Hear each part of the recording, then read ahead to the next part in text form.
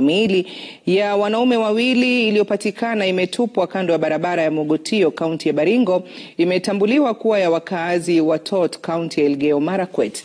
Familia za marehemu Simon Yego mwenye umri wa miaka 45 na Collins Kipiatich mwenye umri wa miaka 22 zilitambua miili ya wapendwa wao katika makafani ya hospitali ya Annex. Wanaamini kwamba wawili hao walitekwa nyara eneo la Tot, Elgeyo Marakwet Ijumaa iliyopita.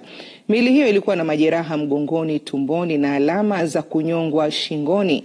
Kamishna wa bonde la Ufa Dr. Abdi Hassan amesema kwamba tukio hilo halihusiani na uchunguzi wa mauaji ya Padri Alois Bet aliyeuawa wiki moja iliyopita. Ni watu wa serikali ambaye wanatumia ambulance. Moja Kipiatich alitolewa kwa kitanda. Tot Health Center alikuwa ameenda treatment ya malaria, akatolewa kwa kitanda.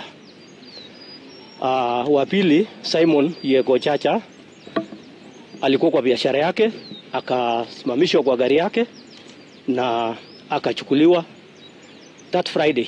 Tukaambiwa kuna watu wawili waliletwa on Sunday. Hawana mikono, wamekatwa mikono and they seem like ni watu wamekuwa tortured sana. Na kama familia tunalia, tunataka haki.